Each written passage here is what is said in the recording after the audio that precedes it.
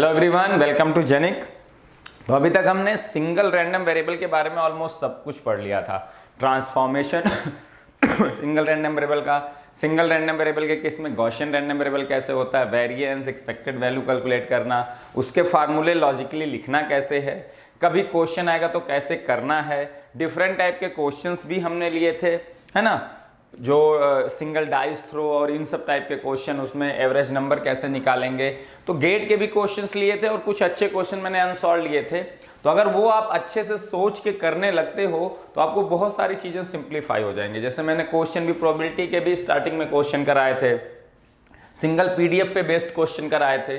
तो हर तरह के क्वेश्चन हमने करा रखे हैं ना। और पीडीएफ एरिया अंडर पीडीएफ करो का टोटल एरिया अंडर करो हमेशा 1 होता है। उस पे बेस एक एक नंबर के क्वेश्चन आपको आते हैं। के कांस्टेंट की वैल्यू फाइंड कर लो, तो इंटीग्रेशन निकालो, इक्वल टू 1 करो, के यहाँ नॉन रहेगा, के की वैल्यू आ जाएगी। तो सब सिंपल क्वेश्चन थे। हमने कुछ अच्छे, बहुत ही अच्छे क्वेश्चन किए थे। और ट्रांसफॉर्मेशन वाले तो बहुत अच्छे अच्छे क्वेश्चन जो नॉन लीनियर ट्रांसफॉर्मेशन के आए हुए हैं गेट में, कुछ वो अच्छे क्वेश्चन हमने यहाँ पे लिए थे। तो ऑलमोस्ट सब कुछ हो गया था। अब हम आते हैं डबल रैंडम या मोर देन वन रैंडम वेरिएबल के केस में ना। ज्यादातर 2 रैंडम वेरिएबल आपको मिलेंगे, 3 भी मिल सकते हैं, 4 भी मिल सकते हैं, but they are rare in case of GATE. But 2 random variable आपको थोड़े से कॉमन है, वो एग्जाम में आ सकते हैं। तो उनको 2 रैंडम वेरिएबल के टर्म में ही हम सारी चीजें अब जा रहे हैं पढ़ने ढंग से उसको समझने जा रहे हैं। इस लेक्चर में हम ज्वाइंट सीडीएफ और ज्वाइंट पीडीएफ की बात करेंगे कंटीन्यूअस रैंडम वेरिएबल के टर्म में, है ना। क्योंकि continuous random variable is most important from the exam point of view, है ना। डिस्क्रीट रैंडम वेरिएबल में वो फार्मूले सिंपली समेशन के फॉर्म में टूट जाते हैं, तो ज्यादा कोई बहुत टफ नहीं लगता वो। हालांकि जब कंटीन्यूअस रैंडम वेरिएबल आता है तो वो डबल इंटीग्रेशन के फॉर्म में होते हैं। कंटीन्यूअस में एक रेंज डिफाइन करनी पड़ती है, तो वहां पे आपको थिंकिंग थोड़ी सी ज्यादा अच्छी करनी पड़ती है अपनी, टू सॉल्व एनी क्वेश्चन। तो यहाँ पे हम इस लेक्चर का हमारा मोटिव है कि ज्वाइंट प्रोबेबिलिटी डिस्ट्रीब्यूशन फंक्शन, है ना, या cumulative distribution function, that is CDF. Joint CDF कैसे हम देखेंगे, उसको कैसे सोचेंगे, वो क्या सिग्निफाई करता है। ज्वाइंट पीडीएफ क्या इंफॉर्मेशन देता है। ज्वाइंट पीडीएफ से मैं सिंगल पीडीएफ निकालूंगा कैसे किसी एक रैंडम वेरिएबल का। ज्वाइंट सीडीएफ से मैं सिंगल रैंडम वेरिएबल का सीडीएफ कैसे निकालूंगा। और इस पे एक तरह का क्वेश्चन आता है कि ज्वाइंट पीडीएफ या joint CDF will be given and you will be asked कि दोनों जो रैंडम वेरिएबल हैं x and y, they are independent और डिपेंडेंट। ये क्वेश्चन बहुत अच्छा क्वेश्चन है और कभी भी आ सकता है। और पुराने में गॉसियन रैंडम वेरिएबल पे इस तरह के क्वेश्चन आए हुए हैं। They both random variables are independent और डिपेंडेंट, है ना। उनके ज्वाइंट सीडीएफ या पीडीएफ से सिंगल पीडीएफ निकालना, है ना, और सिंगल पीडीएफ निकाल के उस पे प्रोबेबिलिटी के क्वेश्चन सॉल्व करना। तो इस तरह के क्वेश्चन आते हैं, है ना। तो अब हम सिंगल रैंडम वेरिएबल इतने अच्छे से सीख गए हैं अभी तक कि 2 रैंडम वेरिएबल में मैं चीजें लिंक करूंगा। सिंगल रैंडम वेरिएबल को बस मैं एक्सपैंड करूंगा मल्टी रैंडम वेरिएबल के टर्म में, और आप सारे फॉर्मूले इजीली रिलेट कर लेंगे।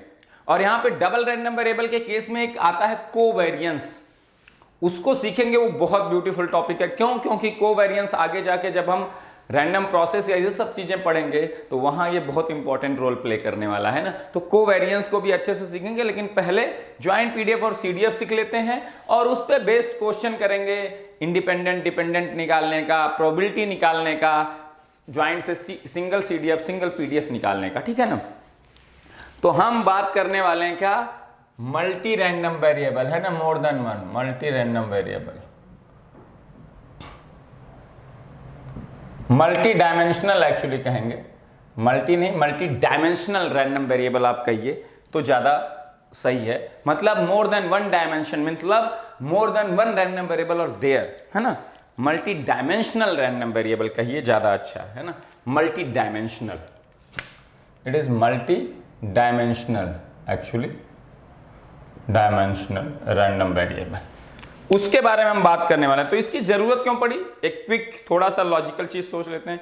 कई बारी आप कम्युनिकेशन सिस्टम में, आप बहुत जगह स्टैटिस्टिक्स में, बहुत जगह मैथमेटिक्स में ऐसा पाएंगे कि जैसे मैं कहूं एक साइनोसॉइडल सिग्नल है a sine omega naught t plus 5, यहां पे हो सकता है कि केवल एम्पलीट्यूड रैंडम हो तो ये सिंगल रैंडम वेरिएबल का केस आ गया।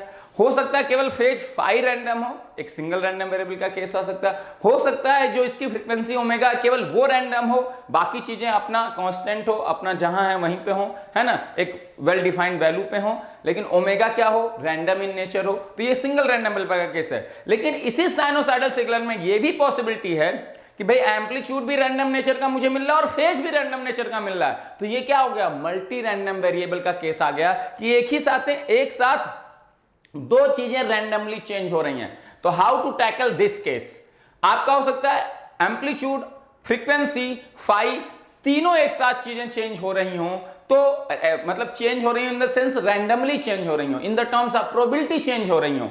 तो ये क्या हो गया, मल्टी डायमेंशनल का केस। आपको तीनों को एक साथ देखना पड़ेगा कि भाई कौन सा क्या वैल्यू ले रहा है, किस प्रोबेबिलिटी से ले रहा है, तो what the signal will look like, what information it will provide. So in that case you have to analyze 3 random variables at a time or 2 random variables at a time if amplitude and phi are random. If amplitude and omega are random, then also you have to analyze 2 random variables at a time, है ना। तो आपको 2 random variable या 3 random variable एक साथ analyse करने के cases आएंगे, बहुत सारे केसेस में। स्टैटिस्टिक्स में जाओगे तो हो सकता है 2 ऐसी चीजें हैं जो रैंडम नेचर की हैं, जो आप जिसको आप केवल गेस कर सकते हो, आपको पता कि ये हो सकता है, लेकिन आप 100% डिटरमाइन नहीं कर सकते। बस आपको पता है कि ये 2 चीजें हैं जो इस रेंज में वैल्यूज लेंगी। तो उसके हिसाब से आप स्टैटिस्टिक्स में जब मॉडल बनाओगे तो आपको 2 रैंडम वेरिएबल को एनालाइज करना पड़ेगा at a time for getting the information out of this, है ना, getting the information out of this, है ना। तो वहां से इंफॉर्मेशन क्रैक करने के लिए आपको 2 रैंडम वेरिएबल एनालाइज करना पड़ेगा। तो उसी को हम कहते हैं मल्टी रैंडम वेरिएबल, है ना, multi dimensional random variable. When more than one random variables are there, मतलब एट ए टाइम जब हम एक से ज्यादा रैंडम वेरिएबल को एनालाइज करते हैं एट ए टाइम, है ना, तो उसको हम कहते हैं मल्टी डायमेंशनल। तो लिख सकते हैं when we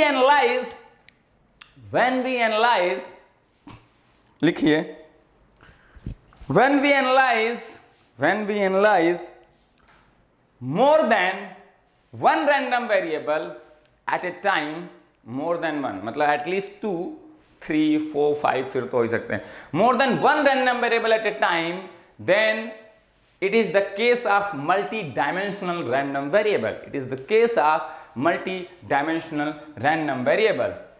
Full stop. Then it is the case of multi-dimensional random variable.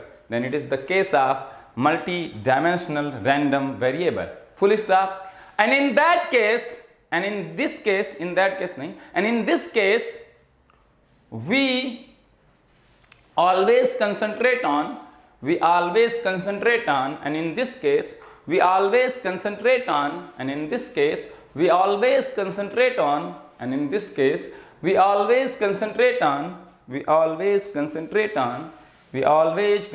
on the joint cumulative distribution function and joint probability density function, OR joint probability mass function. अगर यही discrete random variable होगा तो you will go for the joint probability mass function, है, उसको probability mass function करते हैं, joint PMF पे जाओगे। और यही कंटीन्यूअस रैंडम वेरिएबल है, then you will go for the joint PDF. अभी मैं ज्वाइंट, और देखो ज्वाइंट पीएमएफ मतलब more than one discrete random variable हो तो वहां ज्वाइंट पीएमएफ का केस आता है, more than one continuous random variable हो तो ज्वाइंट पीडीएफ का केस आता है। और ज्वाइंट पीएमएफ को मैंने बहुत अच्छे से डिस्कस किया है आपके जो इंफॉर्मेशन थियरी में स्टार्टिंग के प्रोबेबिलिटी के लेक्चर है 4, 5, 6, 7 आई थिंक, या 3, 4, 5, 6, 7 4-5 लेक्चर है, उसमें मैंने ज्वाइंट पीएमएफ को बहुत अच्छे से पढ़ाया है। तो प्लीज उसको जाके देख लो अगर नहीं देखे हो, बहुत अच्छे से कराया हुआ है। और वो उसमें मैंने joint PMF discrete random variable को ही पढ़ाया, क्योंकि इंफॉर्मेशन थियरी में वहां हमें जो मॉडल करना था वो डिस्क्रीट सोर्स था, डिस्क्रीट रिसीवर था उसी के रिस्पेक्ट में, तो हम डिस्क्रीट रैंडम वेरिएबल पे वहां कंसंट्रेट किए थे इंफॉर्मेशन थियरी में। तो वहां मैंने ज्वाइंट पीएमएफ बहुत अच्छे से पढ़ाया है आपके डिस्क्रीट रैंडम वेरिएबल के केस में, है ना। तो वहां आप देख सकते हैं, क्योंकि वहां से कुछ चीजें मैं लिंक करूंगा ज्वाइंट पीडीएफ में, वहां की जो थिंकिंग है वो मैं लिंक करूंगा, तो मैं उसको एनालाइज करवा दूंगा, आपको टेंशन लेने की जरूरत नहीं। तो अब देखो हम 2 रैंडम वेरिएबल लेते हैं, लेट्स वी हैव 2, अब अभी हम कंटीन्यूअस रैंडम वेरिएबल पे कंसंट्रेट करना चाहते हैं तो उसी पे करना है, क्योंकि कंटीन्यूअस का केस ही आपको एग्जाम में आने वाला है most of the time. Let us we have two continuous random variables, random variables x and y। हमारे पास दो कंटीन्यूअस रैंडम वेरिएबल्स हैं x and y। Now we are going to analyse इस joint CDF and joint PDF का मतलब क्या है, joint PDF और CDF से इंडिविजुअल PDF और CDF कैसे निकालेंगे, ये चीज सीखना बहुत जरूरी है, क्योंकि इंडिविजुअल CDF और PDF निकाल के ही you can comment on the independency of the two random variables or dependency of the two random variables, and these kind of questions will be or may be asked in the GATE exam for sure है ना, 100%। ठीक है, let us we have two continuous random variables x and y। अब देखते हैं आगे क्या होता है भाई साहब। दो रैंडम वेरिएबल हैं तो इसका ज्वाइंट CDF का मतलब क्या है, पहले पढ़ते हैं ज्वाइंट CDF। ज्वाइंट का मतलब क्या है, इस ज्वाइंट का मतलब समझना बहुत जरूरी है, क्योंकि जब हम इसको यूटिलाइज कर रहे होते हैं तो हम इसको कब यूटिलाइज कर सकते हैं ये इस पे डिपेंड करता है कि ये सिग्निफाई क्या करता है, ये आपको पता होना चाहिए। When you are going to utilize joint CDF and joint PDF, then you must be knowing what it signifies actually, then only you can relate it and you can use it in a better way। ठीक है ना, तभी आप इसको अच्छे से use कर सकते हो। ठीक है, तो अब देखो ध्यान से सोचते हैं ज्वाइंट CDF का मतलब क्या है। ज्वाइंट PMF अगर मैंने पढ़ाया था, आप ध्यान से देखना, ज्वाइंट PMF को मैं थोड़ा सा एनालाइज आपको करा देता हूं। ज्वाइंट PMF क्या होता था, ध्यान से देखना। अगर मेरे पास यहां पे Z और P और Q ले लेते हैं, दो डिस्क्रीट रैंडम वेरिएबल हैं। एक डिस्क्रीट रैंडम वेरिएबल क्या है, वो दो वैल्यूज 1 और 2 ले रहा है, इसकी प्रोबेबिलिटी लेट से 1/2, इसकी भी 1/2, पूरे सेट की प्रोबेबिलिटी सैंपल स्पेस की क्या होनी चाहिए, 1। ये एक रैंडम वेरिएबल है जो 3 और 4 वैल्यूज इमिट कर रहा है या 3 और 4 वैल्यूज ले रहा है। Let's say it has probability 1/3 and 2/3। तो P और Q को हम जब ज्वाइंटली देखते हैं, हम P एक इंडिविजुअल रैंडम वेरिएबल, Q एक इंडिविजुअल रैंडम वेरिएबल।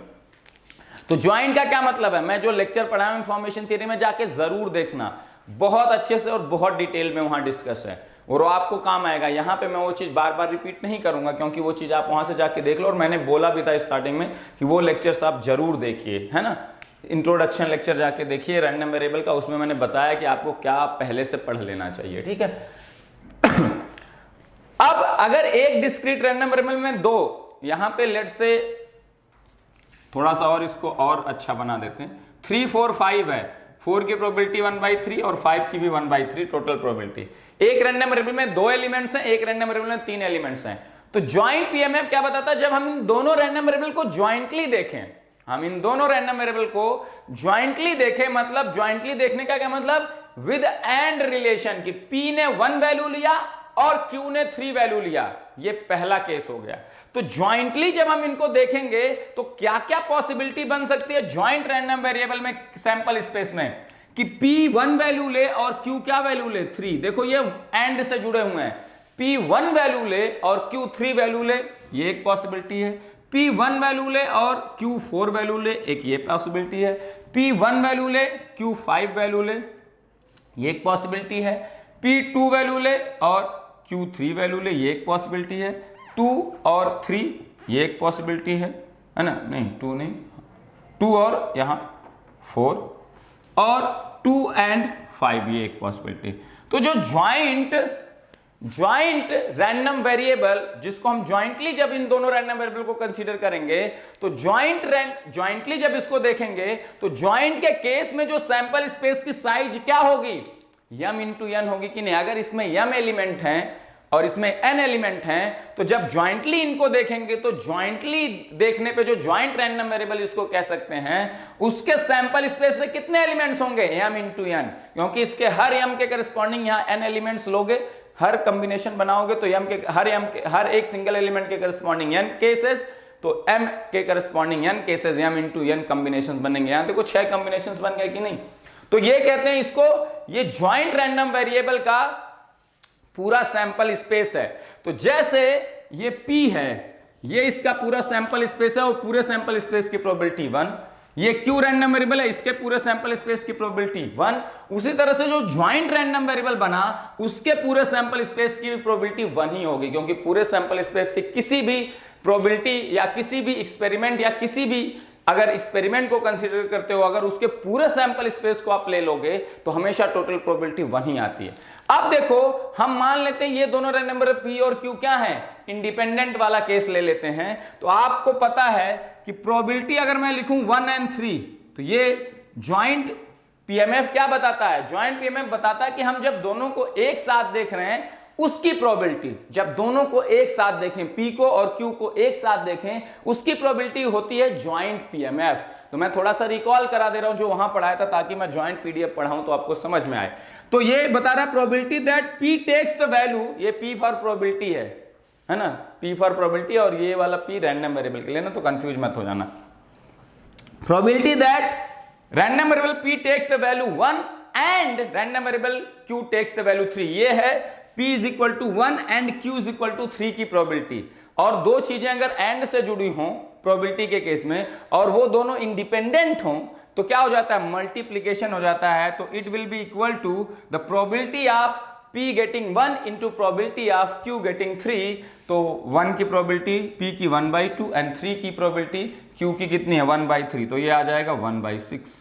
ठीक है, इसी तरह से आप निकालोगे प्रोबेबिलिटी ऑफ 1 और 4 कितना होगा, ये भी मल्टीप्लीकेशन हो जाएगा। ये कह रहा है P1 वैल्यू ले और Q4 वैल्यू ले, इसकी क्या प्रोबेबिलिटी है, और दोनों इंडिपेंडेंट हैं तो एंड से अगर दो इवेंट जुड़ी हो, E1 इंटरसेक्शन E2 की प्रोबेबिलिटी बतानी हो और E1 और E2 इंडिपेंडेंट हो तो probability of E1 into probability of E2 होता है। तो 1 की प्रोबेबिलिटी P के लेने की इंटू Q की 4 प्रोबेबिलिटी लेने की 1/3, ये भी 1/6 आ गया। इसी तरह से जितने निकालोगे सब 1/6 ही आने वाले हैं, 1/2 इंटू 1/3 आप 1/5 का निकालोगे, P के 1 लेने की और Q के 5 लेने की प्रोबेबिलिटी, और दोनों इंडिपेंडेंट हो तो मल्टीप्लाई हो जाएगा 1/6। इसी तरह से बाकी सबका भी निकालोगे, इसका 1/6, इसका 1/6, इसका 1/6, इसका 1/6, इसका 1/6, इसका 1/6, और सबका समेशन कर दो 1/6 प्लस 1/6 प्लस 1/6, 6 टाइम्स 1 ही आएगा। तो पूरे ज्वाइंट जो आपका आएगा, जो ज्वाइंट रैंडम वेरिएबल आएगा, उसका जो सैंपल स्पेस आएगा उसके भी सैंपल स्पेस की टोटल प्रोबेबिलिटी 1 होगी, क्योंकि वो टोटल प्रोबेबिलिटी थ्योरम से आ रहा है। तो ये आ गया। तो जब हम एंड रिलेशन से देखते हैं रैंडम वेरिएबल्स को, then we said that it is a joint PMF, then we said that it is a joint CDF. समझे? तो यहां ज्वाइंट सीडीएफ का मतलब है हम एंड रिलेशन के साथ दोनों रैंडम वेरिएबल्स को देख रहे हैं। ध्यान रखना, एंड रिलेशन के साथ देख रहे हैं कि आर रिलेशन के साथ, प्रोबेबिलिटी में ये दोनों चीजों में बहुत जमीन आसमान का फर्क है। एंड रिलेशन के साथ देख रहे हैं दो इवेंट्स को कि आर रिलेशन के साथ E1 आर E2 की अलग प्रोबेबिलिटी होगी, E1 एंड E2 की अलग होगी, है ना, हमेशा। ठीक है, समझ में आ रही बात? तो ये चीजें बहुत ही ज्यादा इंपॉर्टेंट हैं, यहां ध्यान से देखो। इसलिए ज्वाइंट, तो ये समझ में आ गया, ये मैंने आपको वहां पढ़ा रखा है। तो ज्वाइंट सीडीएफ का क्या मतलब है? ज्वाइंट का मतलब वी आर, लिख लो here the meaning of joint is, लिख लो। ये पॉइंट बहुत बहुत बहुत ज्यादा इंपॉर्टेंट है। मैं इसको एकदम, इस पॉइंट को इतनी बार यूज करके दिखाऊंगा ना कि इसका सिग्निफिकेंस क्या, ताकि आपके दिमाग में बैठ जाएगा कि हम ज्वाइंट पीडीएफ को यूटिलाइज क्यों कर रहे हैं और कैसे कर रहे हैं, और फिर आप बहुत इजीली क्वेश्चन को सॉल्व करोगे। ये पॉइंट जो बता रहा हूं बहुत, it is going to be very very important, है ना। The meaning of joint is what, फिर अभी बाकी चीजें बहुत आसान लगेंगे। In case of joint CDF or joint PDF, or in case of joint random variable, in case of joint random variable, the meaning of joint is, the meaning of joint is, the meaning of joint is that, the meaning of joint is that, the meaning of joint is that, the meaning of joint is that we are seeing the random variables, we are seeing the random variables with and relation। ये and को इस trophy में कर देना, and relation। we are seeing the random variables with and relation, that is P is taking 1 value and Q is taking 3 value, है ना। एक case ये बन गया P is taking 2 value and Q is taking 3 value, ये एक case बन सकता है। तो हम जितने पॉसिबल P और Q के कॉम्बिनेशंस बन सकते हैं वो देख रहे हैं, और P और Q के जब हम कॉम्बिनेशन बना रहे हैं तो then that combination is related with the and relation. ये हम नहीं कह रहे हैं कि P1 वैल्यू ले ले और Q3 वैल्यू ले ले, ऐसा नहीं। P1 वैल्यू ले और Q3 वैल्यू ले, वो एक कॉम्बिनेशन है। P1 वैल्यू ले और Q4 वैल्यू ले, ये एक कॉम्बिनेशन है। तो they are joint, they are together, we are seeing them with and relation together, है ना। तो हम एंड रिलेशन के साथ दोनों को देख रहे हैं। This point is very very critical, क्योंकि यही आप मिस करते हो तो कई बार चीजें नहीं बता पाते हो। तो अब मैं जा रहा हूं इन दोनों रैंडम वेरिएबल का ज्वाइंट CDF लिखने। बाकी फार्मूले अभी देखो कितना सिंप्लीफाई कर दूंगा आपको, जो आप रट्टा मारते हो कि x टेंडिंग टू इन्फिनिटी पे ये हो जाएगा, y टेंडिंग टू इन्फिनिटी पे। अब देखो देयर आर 2 रैंडम वेरिएबल्स, तो हम रैंडम, जब भी हम क्या पढ़ते थे CDF, तो हम कैपिटल F यूज करते थे, capital F word, capital F हमने ले लिया। And this CDF is for what? 2 random variables x and y and we are seeing it together with the and relation obviously। तो हम इसको क्या लिख रहे हैं? सफिक्स में हम ये किन 2 random variables के लिए है? x और y random variable के लिए, यहां पे और रिलेशन है। x और y random variable के रिस्पेक्ट में ये CDF है। तो ये क्या होगा? अब यहां 2 random variable आ गया, तो पहले जब एक सिंगल रैंडम वेरिएबल होता था तो आपका जो CDF फंक्शन होता था वो एक single independent variable small x का फंक्शन होता था। अब यहां पे 2 रैंडम वेरिएबल आ गए, तो आपका जो CDF फंक्शन है it will be function of two independent continuous variables small x and small y, है ना। जहां पे स्मॉल x माइनस इंफिनिटी से प्लस इंफिनिटी तक एक कंटीन्यूअस वेरिएबल है जो डिटरमिनिस्टिक वे में वैल्यू ले सकता है माइनस इंफिनिटी से प्लस इंफिनिटी। इसी तरह से y माइनस इंफिनिटी से इंफिनिटी वैल्यू ले सकता है, एक कंटीन्यूअस इंडिपेंडेंट वेरिएबल है। और x y के जितने पॉसिबल, यहां देखो डिस्क्रीट था तो ये 1 2 1 3 4 5, तो दोनों के कॉम्बिनेशन बन गए टोटल 6। यहां पे इसी तरह से ये स्मॉल x और स्मॉल y के आपके कितने कॉम्बिनेशन पॉसिबल बन सकते हैं वो सारे कॉम्बिनेशंस लेने हैं। तो स्मॉल x भी माइनस इंफिनिटी से प्लस इंफिनिटी वेरी कर रहा है और स्मॉल y भी माइनस इंफिनिटी से प्लस इंफिनिटी वेरी कर रहा है, और दोनों को हम एंड रिलेशन के साथ देख रहे हैं, और जितने पॉसिबल कॉम्बिनेशन बनना है वो बनाएंगे और उस कॉम्बिनेशन के करस्पॉन्डिंग हम सारी चीजें देखेंगे। जैसे यहां पे देख रहे हैं, जैसे एक रैंडम वेरिएबल है वो केवल 2 सैंपल वैल्यूज ले रहा है, ये 3 सैंपल वैल्यूज ले रहा है, और दोनों को मिला के एंड रिलेशन से देख रहे हैं तो टोटल 6 सैंपल हो रहे हैं। लेकिन यहां जो x रैंडम वेरिएबल है स्मॉल x माइनस इंफिनिटी से इंफिनिटी कोई भी सैंपल वैल्यू ले सकता है जो रैंडम वेरिएबल x है। कैपिटल Y जो रैंडम वेरिएबल है उसके करस्पॉन्डिंग कौन सा वेरिएबल है? Independent variable small y। और रैंडम वेरिएबल y कोई भी सैंपल वैल्यू ले सकता है minus infinity to infinity, continuous random variable minus infinity से प्लस इंफिनिटी में कोई वैल्यू ले सकता है।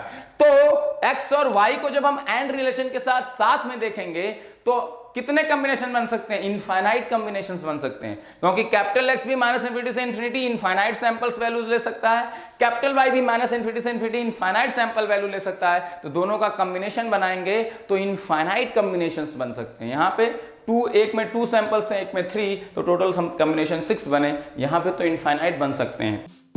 Genic Prime is the new features by Genic Education where you will get 450 plus video series questions explanation, Prime Facebook group for doubt solving, assignments, live sessions and many more.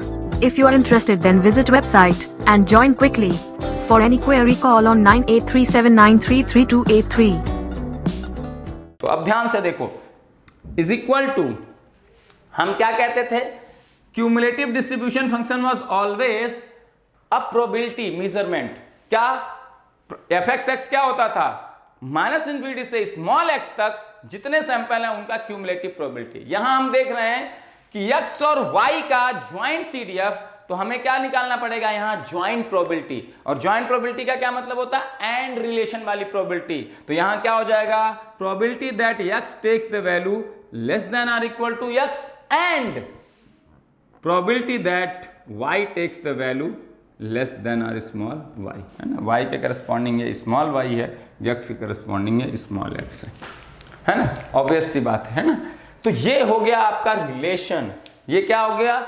Joint CDF का जो definition, यहां दो independent variables हैं continuous variables small X Y, जिसका ये function है joint CDF, function of two random variables x and y is function of two independent variables x and y, and this is nothing but the equal to the joint probability, क्योंकि हम random variable को jointly देख रहे हैं, joint cumulative probability, ये cumulative है कि नहीं, माइनस इन्फिनिटी से स्मॉल x तक जितने सैंपल हैं उनकी probability उनको देख रहे हो, एंड y माइनस इन्फिनिटी से y तक जितने y के सैंपल हैं उनको देख रहे हो। इन दोनों को आप किस रिलेशन के साथ देख रहे हो, एंड रिलेशन के साथ देख रहे हो। इन दोनों की एंड वाली जो प्रोबेबिलिटी है वही fxy CDF फंक्शन की small x is equal to x and small y is equal to y पे वैल्यू है, एक सिंगल पॉइंट। अब यहां देखो जो सिंगल पॉइंट होगा इस तरह से, जैसे मैं कहूं small x is equal to 1 और y इज इक्वल टू मैं ले लेता हूं 1, तो ये हो जाएगा fxy 1 1। इस पॉइंट पे small x is equal to 1 and small y is equal to 1 पे fxy की क्या वैल्यू होगी, that will be nothing but एक क्यूमुलेटिव प्रोबेबिलिटी होगी, प्रोबेबिलिटी x ये होगा, ये 1 की जगह 2 भी हो सकता है, x 1 और y 2 पे स्मॉल y 2 पे वैल्यू क्या, तो यहां 2 आ जाएगी। तो हमें क्या निकालना होगा, माइनस इन्फिनिटी से 1 तक जो x के सैंपल्स हैं और माइनस इन्फिनिटी से 1 तक y के, ये 1 की जगह 2 भी 3 भी हो सकता है, ये 1 की जगह 2 3 कुछ भी हो सकता है, जितने पॉसिबल कॉम्बिनेशंस हैं x y के, x1 हो y2 हो, x1 हो y3 हो, x.1 हो y.2 हो, जितने पॉसिबल हैं सारे पॉइंट्स पे आप ये वैल्यू निकाल सकते हो by using this joint probability. तो x माइनस इन्फिनिटी से 1 तक जितने x के सैंपल है, ऐसा नहीं कि x 1 लेना है तो y 1 लेना है, दोनों इंडिपेंडेंट वेरिएबल हैं। x अपना इंडिपेंडेंटली माइनस इन्फिनिटी से इन्फिनिटी कोई वैल्यू ले सकता है, y इंडिपेंडेंटली अपना माइनस इन्फिनिटी से इन्फिनिटी कोई वैल्यू ले सकता है, बाकी जितने पॉसिबल कॉम्बिनेशन बन सकते हैं आप बना सकते हो। x.1 ले y 5 ले ले, ये एक कॉम्बिनेशन है, x.2 ले y 10 ले ले, ये सारे पॉइंट आपके आएंगे इस इंडिपेंडेंट ये fxy के कैलकुलेशन में, ज्वाइंट CDF के कैलकुलेशन में, है ना। तो ऐसा नहीं मैंने दोनों 1 ले लिया तो आपको हमेशा x और y इक्वल लेना,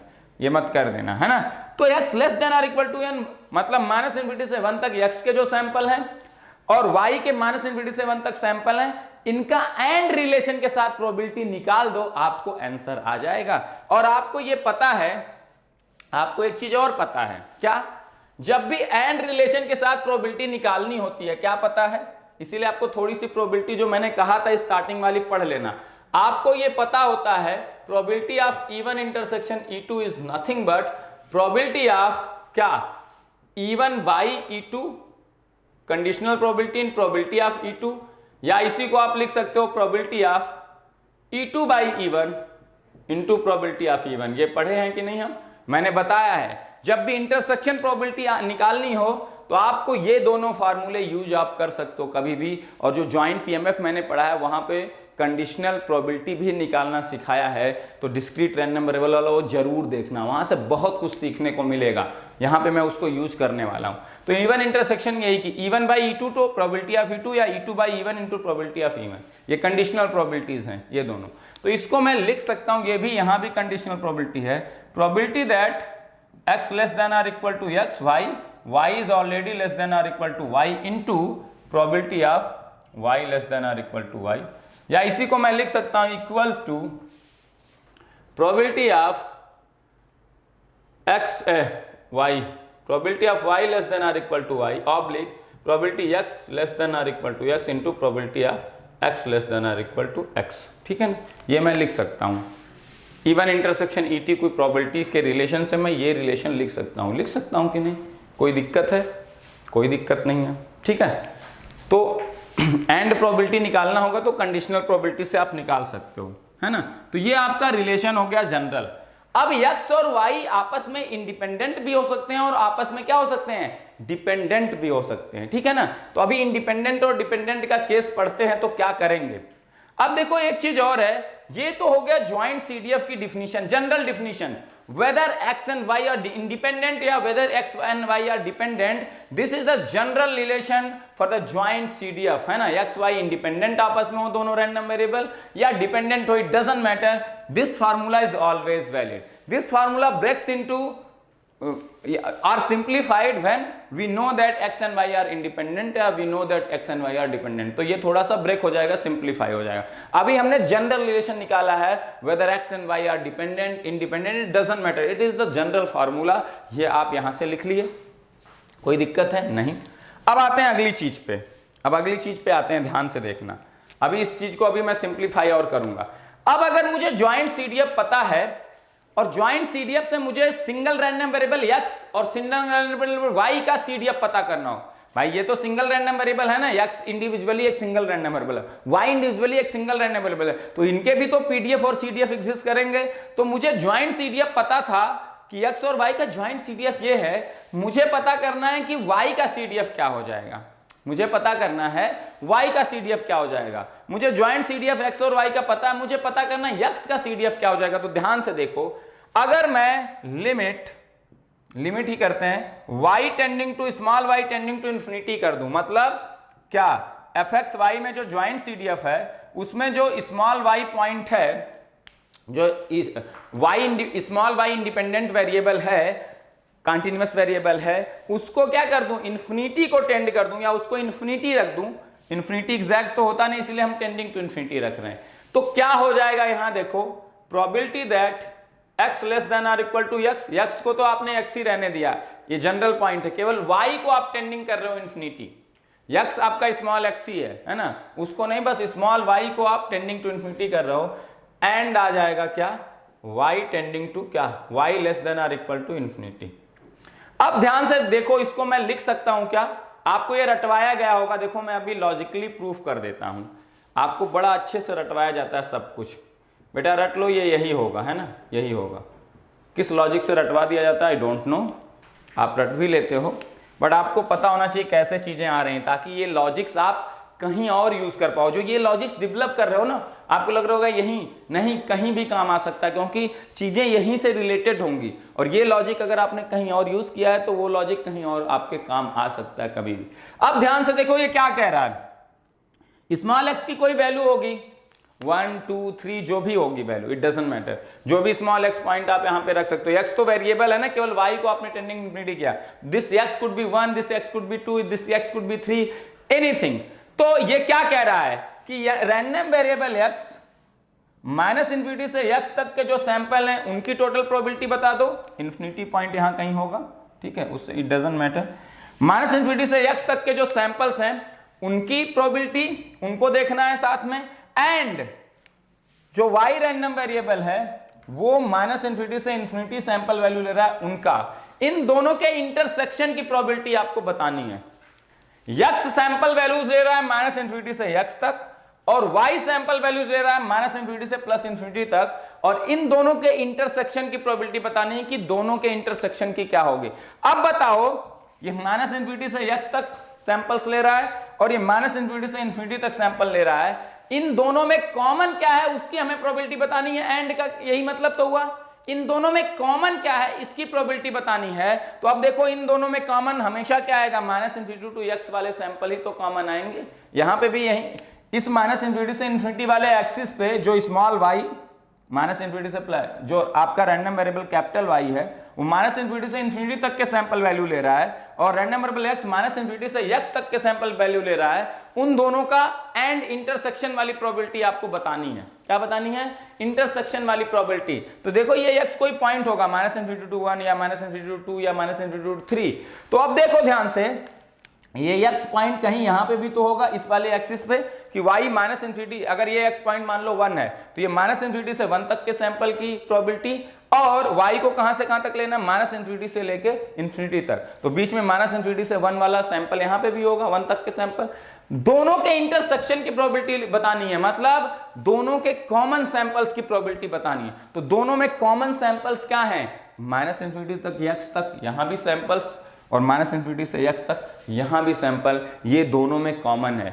x से इन्फिनिटी, ये वाली रेंज में x से इन्फिनिटी वाले भी सैंपल आ रहे हैं, लेकिन ये वाले इसमें इस इवेंट, इसको इवन इवेंट मान लो, इसको इवन इवेंट मान लो, इसको E2, इवन इंटरसेक्शन E2 की प्रोबेबिलिटी बतानी है तो E1 में सैंपल कहां से कहां तक है, -∞ से x तक, और E2 में सैंपल है -∞ से लेके इन्फिनिटी तक। और इसमें देखो -∞ से x तक के सैंपल आएंगे कि नहीं, x टू इन्फिनिटी तक के भी सैंपल आएंगे, लेकिन x टू इन्फिनिटी तक के सैंपल इवेंट E1 में नहीं है, E2 में वो भी हैं, और -∞ से x तक के सैंपल हैं ही। तो E1 और इंटरसेक्शन E2 में कॉमन सैंपल्स हमेशा क्या होंगे, कॉमन सैंपल हमेशा होंगे क्या, x less than or equal to x, यही बचेंगे। -∞ से x तक के सैंपल ही कॉमन होंगे, -∞ से x तक के सैंपल ही कॉमन होंगे।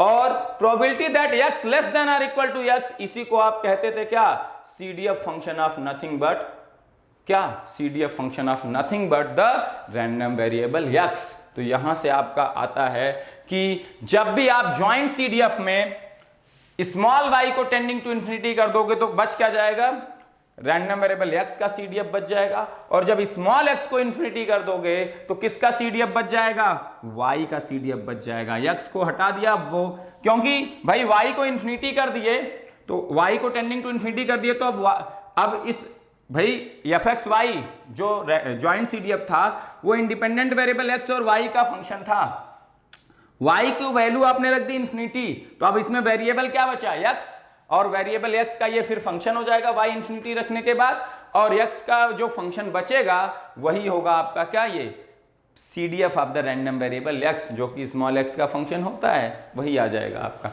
सिमिलरली अगर आप limit x tending to infinity कर दो किसमें, ज्वाइंट CDF में, xy ज्वाइंट CDF में, तो आपको क्या बच जाएगा, probability x less than or equal to infinity and y less than or equal to y, और इन दोनों का इंटरसेक्शन केवल बचेगा y less than or equal to y, and this will nothing but fy small y, है ना। तो joint CDF में small x tending to infinity कर दोगे तो ये y का फंक्शन बच जाएगा, क्योंकि x को तो एक पॉइंट आपने रख दिया इन्फिनिटी, तो अब ये x का फंक्शन रहा नहीं, केवल अब उसमें इंडिपेंडेंट वेरिएबल y बच गया। पहले x और y दोनों का फंक्शन था, x इन्फिनिटी रखने के बाद केवल y का फंक्शन बच गया, और वही जो y का फंक्शन आया it is nothing but the CDF of the random variable y, और y को इन्फिनिटी रख दोगे तो ये x का फंक्शन बच जाएगा, और वही x का फंक्शन होगा CDF of the random variable nothing but the x random variable, है ना। यहां से देखो यही आप कहते हो ना, तो यहीं से ये आता है रिलेशन, कहीं से पैदा होके नहीं आ जाता, कहीं से पैदा होके नहीं आ जाता। तो ये दोनों चीजें आपने रटी होंगी, अब आपको लॉजिकली समझ में आ गई होंगी, ठीक है। मैं अब इन चीजों को रब करूं थोड़ा सा, मैं इन सब चीजों को एक जगह समराइज करके लिख देता हूं, ठीक है ना। क्लियर इतनी बात, ये क्लियर हो गया। तो हम इंडिविजुअल CDF निकालना है, अगर x का CDF निकालना है तो स्मॉल y को ज्वाइंट CDF में इन्फिनिटी रख देंगे, और अगर हमें y का CDF निकालना है तो स्मॉल x को इन्फिनिटी रख देंगे, और रैंडम वेरिएबल x का CDF निकालना है तो स्मॉल y को इन्फिनिटी रख देंगे। तो वहां से x और y के अलग अलग दो फंक्शन आ जाएंगे, और दोनों क्या होंगे, एक x का CDF होगा, एक y का CDF होगा। क्लियर इतनी बात, ये समझ में आ गई, ठीक है ना। तो यहां से हमने ये चीजें सीख ली कि fxy होता क्या है, ये दो independent variable small x y का फंक्शन होता है, and it is nothing but probability of x less than or equal to x and probability of y less than or equal to y। इन दोनों को हमें ज्वाइंटली देखना है, ठीक है ना, हमें ज्वाइंटली देखना है। क्लियर इतनी बात, और this is nothing but and f, मैं इसको इस तरह से लिख देता हूं, अगर स्मॉल y को अगर इन्फिनिटी रख दिए तो ये क्या बचेगा, fxx बचेगा, और अगर इसी में स्मॉल x को इन्फिनिटी रख दिए तो ये y का फंक्शन बच गया, और that y function is nothing but. Clear इतनी बात, है ना। तो सारी चीजें लॉजिकल हैं, सारी चीजें लॉजिकल हैं, कोई इलॉजिकल चीज ऐसे ही अपने आप से उठ के नहीं आ गई है, सारी चीजें एकदम एक दूसरे से जुड़ी हुई हैं। क्लियर इतनी बात, ठीक है। अगली चीज एक रिलेशन अभी हमने देखा था, क्या एक रिलेशन हमने और देखा था fxy का, वो भी डिराइव कर लेते हैं, फिर ज्वाइंट PDF पे आते हैं, और ज्वाइंट PDF पढ़ने के बाद हम क्वेश्चन करने के लायक हो जाएंगे, क्वेश्चन करने लगेंगे, है ना। तो ये प्रॉपर्टीज हैं आपकी स्मॉल xy, ध्यान से देखो, हमने ये लिखा था probability x less than or equal to x, and इसीलिए बेटा जो CDF फंक्शन है बहुत इंपॉर्टेंट है, जहां पे कुछ भी काम नहीं आएगा CDF फंक्शन ही काम आने वाला है, ठीक है ना। जैसे मैंने वहां पे CDF फंक्शन यूज करके PDF फाइंड आउट किए थे, है ना, सिंगल रैंडम वेरिएबल। इसको हमने लिखा था ये probability that x less than or equal to x oblique y less than or equal to y into probability of y less than or equal to y, या इसी को हम लिख सकते हैं probability that y less than or equal to y oblique x less than or equal to x probability of x less than or equal to x। अब ध्यान से देखो ये क्या कह रहा है, ये वाली चीज, पहली वाली चीज को ध्यान से देखना। ये कह रहा है y less than or equal to y हो चुका है, ये इवेंट हो चुकी है, कौन सी, रैंडम वेरिएबल y ने less than or equal to y value ले ली है। मतलब y ने वैल्यू कहां से कहां के बीच में ली है, -∞ से y के बीच में कोई सैंपल वैल्यू ले ली है। y क्या हो चुका है, -∞ से y तक हो चुका है, -∞ से स्मॉल y के बीच में है कैपिटल Y। रैंडम ये क्या करे, ये इवेंट हो चुकी है, मतलब रैंडम वेरिएबल y -∞ से y के बीच में वैल्यू ले चुका है। तो what is the probability that x takes the value less than और इक्वल टू x, ये यही बताना चाह रहा है। ये प्रोबेबिलिटी क्या रिप्रेजेंट करे, ये इवेंट E2 है, ये इवेंट E1 है। E2 has already been happened, मतलब क्या हो चुका है, जो रैंडम वेरिएबल y है that has already been taken the value between -∞ to up to y तक। Then what is the probability that random variable x will take the value from -∞ to x, इसकी probability क्या है ये आपको बतानी है। एक तरह से ये चीज कह रही है। सिमिलरली अगर इसको देखो तो ये क्या कह रहा है, random variable x has already taken the value from -∞ to x तक, then what is the probability that random variable y will take the value from -∞ to up to y तक, इस रेंज में वैल्यू लेने की क्या probability होगी, when x has already been taken the value from -∞ to x, इसके बीच में value ले चुका है, then what is the probability that y will take the value between -∞ to y, है ना। अब अगर इसको ध्यान से देखो, ये जो प्रोबेबिलिटी होगी ये किस पे डिपेंड कर रही है, स्मॉल y पे और स्मॉल x दोनों पे डिपेंड कर रही है कि नहीं, क्योंकि y -∞ से y तक जो सैंपल वैल्यूज ले चुका है, अब उसके बाद हमें देखना है कि x की -∞ से अप टू x तक वैल्यूज लेने की प्रोबेबिलिटी क्या होगी। तो ये y स्मॉल y क्या है, 2 है, 3 है, 4 है, 5 है, 6 है, उस पे डिपेंड करेगा। और स्मॉल x क्या है, 1 है, 2 है, 3 है, 4 है, 5 है, उस पे ये प्रोबेबिलिटी डिपेंड करेगी कि नहीं। स्मॉल y और स्मॉल x दोनों पे डिपेंड करेगी ये कंडीशनल प्रोबेबिलिटी, क्योंकि स्मॉल y और स्मॉल x पे ये दोनों रेंज डिपेंड करेंगे, और दोनों रेंज जैसे होंगे उसी के करस्पॉन्डिंग कंडीशनल प्रोबेबिलिटी आएगी, और जो रेंज है वो डिपेंड कर रही है स्मॉल y और स्मॉल x पे। तो this conditional probability depends on what, x and y as well. और इस कंडीशनल प्रोबेबिलिटी को देखो हम लिखेंगे, हम क्या लिखेंगे, इसी को हम कहते हैं कंडीशनल CDF भी कहते हैं। अब इसको देखो रिप्रेजेंट कैसे करते हैं, x ऑब्लिक y में लिख दिया, इसमें x y y है ना, x oblique y and it is function of क्या, स्मॉल x y है, इनटू ये क्या आ जाएगा प्रोबेबिलिटी, ये प्रोबेबिलिटी y लेस देन और इक्वल टू y क्या रिप्रेजेंट कर रहा है, ये रिप्रेजेंट कर रहा है कि नहीं, ध्यान से देखना। इसको मैं लिख सकता हूं, देखो क्या लिख रहा हूं, मैं क्या लिख रहा हूं उसको मैं समझा रहा हूं, ठीक है ना। इसको लिखने का तरीका बेटा पता होना चाहिए, क्योंकि एग्जाम में कई बार ये नोटेशन ही आप नहीं समझ पाते हो कि ये नोटेशन कह क्या रहा है। y को मैं यहां, ये देखो y बाई x लिखा है, ये फंक्शन स्मॉल x y का है, y को पहले लिखो x को बाद में, डजंट मैटर, x और y दोनों इंडिपेंडेंट वेरिएबल हैं, है ना। तो इसको लिखने का x y लिखो या y x, it doesn't matter, है ना। देखो ये भी जो प्रोबेबिलिटी है कि x has taken the value from -∞ to x, then what is the probability that y will take the value from -∞ to y। तो ये प्रोबेबिलिटी डिपेंड करेगी स्मॉल x की वैल्यू पे भी, स्मॉल y की। तो ये probability is function of what, small x and y as well, दोनों x और y दोनों पॉइंट का ये फंक्शन है, स्मॉल x का भी फंक्शन है और स्मॉल y का। इसीलिए देखो इसको हम क्या लिख रहे हैं, ये कंडीशनल है, ये कंडीशनल प्रोबेबिलिटी है। और आप x लेस देन और इक्वल टू x को क्या कहते हो, CDF कहते हो, y लेस देन और इक्वल टू y को CDF कहते हो, y रैंडम वेरिएबल का, x लेस देन और इक्वल टू x को CDF कहते हो, x रैंडम वेरिएबल का, और उसके बीच में हमने कंडीशन लगा दी, तो इसको हम कहेंगे कंडीशनल CDF। और कैसे, x लेस देन और इक्वल टू x पहले है, y लेस देन और इक्वल टू y, तो हम इसको x बाई y से रिप्रेजेंट करेंगे। ये कह रहा है कि y y रैंडम वेरिएबल का CDF कैसे रिप्रेजेंट होता है, y taken the value less than और इक्वल टू y। तो ये लिखा है y random variable has taken the value less than और equal to y, then what is the probability that x will take the value less than और equal to x। उसी को हम कह रहे हैं कंडीशनल CDF, है ना।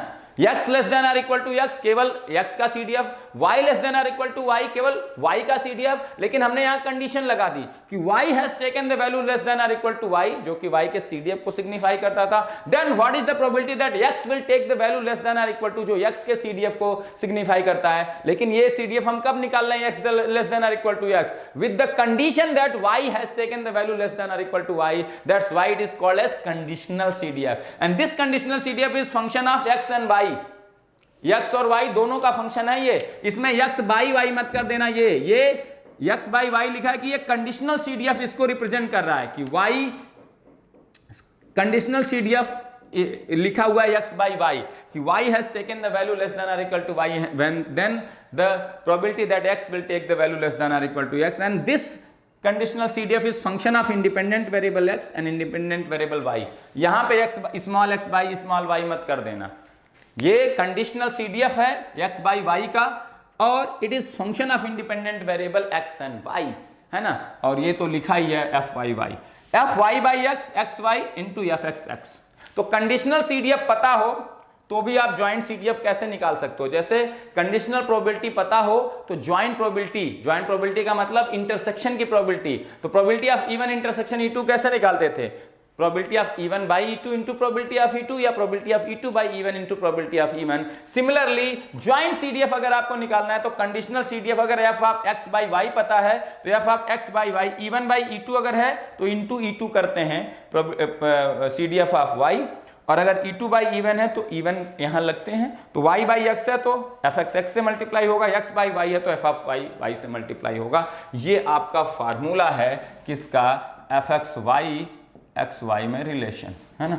ये लिख लो, इसका मतलब समझना बहुत जरूरी है बेटा, बहुत जरूरी है ना। आप इन सब चीजों को समझते नहीं हो, रट्टा मारते हो क्या रहा है विजुलाइज ही नहीं कर पाते हो। दैट्स वाई जब क्वेश्चन कराया जाता तो आप फंस जाते हो, तैरते रहते हो, बस तैरते रहते हो सरफेस पे, ठीक है ना। तो देखो ये एक्स वाई का फंक्शन है, ये वाई का फंक्शन, तो ये दोनों मिलके क्या बना देंगे, एक्स वाई का फंक्शन बनाएंगे कि नहीं। ये एक्स वाई का फंक्शन है, ये एक्स का फंक्शन है, दोनों मिलके क्या बताएंगे, एक्स और वाई का फंक्शन हो गया कि नहीं। ओवरऑल तो ये एक्स वाई का फंक्शन हो गया। इस तरह से हम निकाल सकते हैं, दीज आर द रिलेशंस। अब देखो अगला यही चीज आती है कि if x and Y are independent, X and Y are independent, तो क्या होगा। पहला केस, ये तो जनरल हमने फार्मूले बताए, जैसे x और y इंडिपेंडेंट हो जाएंगे तो देखो क्या होगा, F X less than or equal to X oblique क्या हो जाएगा, probability y less than or equal to y। ये क्या बता रहा है, y has taken the value minus infinity to y, then what is the probability that x will take the value from minus infinity to x, ये बताना है। और अगर x और y इंडिपेंडेंट हो जाएं तो y के होने से x की प्रोबेबिलिटी पे कोई फर्क नहीं पड़ता। हम कहते हैं ना probability of E1 by E2, ये हो जाएगी प्रोबेबिलिटी ऑफ E1 के बराबर अगर E1 और E2 क्या है, इंडिपेंडेंट हैं। ये बता रहा है कि E2 के होने के बाद भी अगर E1 की प्रोबेबिलिटी वही रह गई जो ओरिजिनल E1 की प्रोबेबिलिटी थे, तो अब हम कहते हैं कि E1 और E2 इंडिपेंडेंट हैं। तो इसका मतलब अगर E1 और E2 इंडिपेंडेंट हैं तो conditional probability E1 by E2 will be equal to E1, या probability of E2 by E1 will be equal to probability of E2। यही कह रहा है, ये कह रहा है E2 के होने के बाद E1 की प्रोबेबिलिटी क्या होगी, ये कंडीशनल प्रोबेबिलिटी बता रही है। और E2 और E1 अगर इंडिपेंडेंट है तो E2 के होने से E1 की प्रोबेबिलिटी पे कोई फर्क नहीं पड़ेगा, तो that will be equal to probability of E1। तो यही चीज यहां देखो, ये क्या हो जाएगा, y के हो जाने से x की प्रोबेबिलिटी पे कोई फर्क नहीं पड़ेगा क्योंकि x और y इंडिपेंडेंट हैं, तो it will be equal to this, है ना। और this will be equal to nothing but, हम क्या कह सकते हैं इसको, fxx कह सकते हैं, ठीक है ना। एंड देन आपका fxy क्या हो जाएगा, fxy xy will be equal to क्या है ये, x less than or equal to x oblique y less than or equal to y into probability of y less than or equal to y, और ये probability हो चुकी है x less than or equal to x and that is equal to fxx, और ये तो है ही fyy, तो ये आ गया क्या, fxx into fyy। Similarly E2 by E1 भी क्या हो जाएगा, प्रोबेबिलिटी ऑफ E2, तो प्रोबेबिलिटी ऑफ E2 क्या हो गया, y less than or equal to Y, y less than or equal to I F Y Y, और ये एफ वाई वाई, और ये है एफ एक्स एक्स। तो ये दूसरे केस से भी आपको आएगा F Y Y into F x X, क्योंकि आपको फिर से y oblique Y oblique x less than or equal to x will be equal to y oblique y less than or equal to y, क्योंकि x के हो जाने से y की प्रोबेबिलिटी पे कोई फर्क नहीं पड़ेगा, तो वो चीज़ आपको बतानी है, ठीक है ना। सिमिलरली आप ये लिख सकते हैं प्रोबेबिलिटी ऑफ जो है y less than or equal to y oblique x less than or equal to x will be equal to probability of y less than or equal to y, and this is nothing but equal to y y। तो यहाँ value रख दो इसकी F Y क्या, और आप ये भी लिख सकते हो, ध्यान से देखो, यही आपका क्या है, इसी को तो आपने कहा था क्या, F X by Y X Y. तो y के हो जाने से x के, ये क्या बता रहा है, y हो चुका है, देन कंडीशनल CDF बता रहा है y less than or equal to y, then x takes the value less than or equal to x। ये कंडीशनल CDF है, conditional CDF will be equal to F x X हो जा रहा है अगर x और y इंडिपेंडेंट हैं, देख लो ना, x बाई वाई। तो ये E1 बाई E2 के केस में क्या आ जाता है, E1 बच जाता है अगर इंडिपेंडेंसी हो तो वही है एफ एक्स एक्स बच जाएगा। सिमिलरली आपका F Y by X X Y, ये कहाँ बच जाएगा, कितने के बराबर, एफ वाई वाई के बराबर बच जाएगा, ध्यान से देख सकते हो, है ना। इस वाले को आप क्या लिख रहे हो, एफ वाई बाई एक्स, और ये कितने के बराबर आ गया, एफ वाई वाई। तो F Y by X X Y क्या हो जाएगा, एफ वाई वाई के बराबर हो जाएगा if x and Y are independent, और joint CDF will nothing but equal to the product of individual CDFs। तो जैसे प्रोबेबिलिटी में होता है, इंटरसेक्शन की प्रोबेबिलिटी अगर आपको बतानी हो और आपको पता हो E1 और E2 इंडिपेंडेंट हैं, then you do nothing but you just multiply the individual probabilities of the two events E1 and E2, probability of E1 into probability of E2, है ना। Similarly in case of joint CDF if both the random variables are independent, then the joint CDF will nothing but equal to the product of the individual CDFs, है ना। Simple सी बात है, क्योंकि joint में भी हम एंड रिलेशन के साथ सारी चीजें देख रहे हैं, ये दिमाग में बैठा के रखना, तो आप सारी चीजें लिंक कर दोगे, ठीक है ना। तो joint CDF I think clear हो गया। कंडीशनल CDF का मतलब क्या है ये आपको बहुत अच्छे से क्लियर हो गया होगा, ये पॉइंट इंपॉर्टेंट है।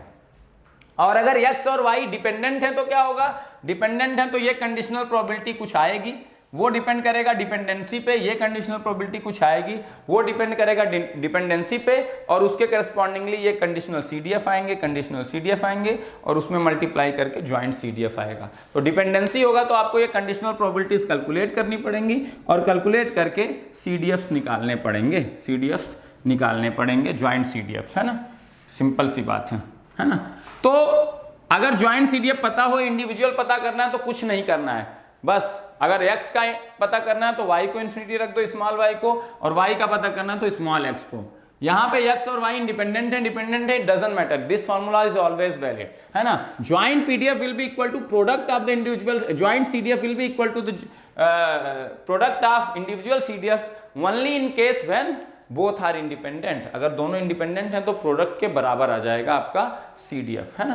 प्रोडक्ट के क्या आ जाएगा, बराबर आपका आ जाएगा CDF। तो प्रोडक्ट के बराबर तभी आएगा आपका व्हेन, प्रोडक्ट के बराबर तभी आएगा CDF, joint CDF when the random variables will be independent. तो अगर आपको कभी इंडिपेंडेंसी चेक करनी हो दो रैंडम वेरिएबल की, तो आप देखो प्रोसेस क्या होगा। आपको दे दिया ज्वाइंट CDF एंड आपसे पूछ लिया आपसे ऑप्शन दे दिया तो both the random variables are independent, dependent, can not determine, इस तरह से 4 ऑप्शन दे दिया आपको, नन ऑफ द अबव। तो अब देखो आपको कुछ नहीं करना है, ज्वाइंट CDF से आप इंडिविजुअल CDF हमेशा निकाल सकते हैं, कुछ नहीं करना है। Small y tending to infinity करके एफ एक्स एक्स निकाल लो, small x tending to infinity करके एफ वाई वाई निकाल लो। फिर देखो दोनों का प्रोडक्ट करने के बाद क्या ज्वाइंट CDF के बराबर आता है। अगर F x X into F Y Y joint CDF के बराबर आ गया प्रोडक्ट, तो आप कह सकते हो कि दोनों इंडिपेंडेंट हैं, क्योंकि दोनों जब इंडिपेंडेंट होते हैं तभी joint CDF will be equal to the product of the individual CDF। और अगर प्रोडक्ट इक्वल नहीं आया मतलब दोनों इंडिपेंडेंट नहीं है, इंडिपेंडेंट नहीं है, तो एक ही चीज होती है कि डिपेंडेंट होंगे, तो बड़े इजीली चेक कर लोगे, है ना। तो अब हम आते हैं ज्वाइंट CDF पढ़ लिए, अब हम पढ़ लेते हैं बेटा ज्वाइंट PDF के बारे में, और ज्वाइंट PDF हम पढ़ लेंगे, फिर हम क्वेश्चन करने के लिए इलिजिबल हो जाएंगे ज्वाइंट रैंडम वेरिएबल पे। पहले नॉर्मल टाइप के क्वेश्चंस जिसमें आपको ज्वाइंट से इंडिविजुअल फाइंड करना होता है, कुछ नॉर्मल प्रोबेबिलिटीज निकालनी होती हैं, कांस्टेंट के की वैल्यू निकालनी होती है, उस तरह के क्वेश्चन देखेंगे। फिर इससे एक लेवल ऊपर आएंगे, एक लेवल ऊपर आएंगे जब हम x1, x2, x3 3 random variables हैं और उसमें एक लार्जेस्ट है, एक स्मॉलेस्ट है, इस तरह के क्वेश्चन को कैसे ज्वाइंट पीडीएफ सीडीएफ से टैकल करना वो सीखेंगे ना। तो ये सिंगल रैंडम वेरिएबल से छोटा टॉपिक है। उसके बाद कोवेरिएंस की थोड़ी सी बात करेंगे, बस ये खत्म हो जाएगा।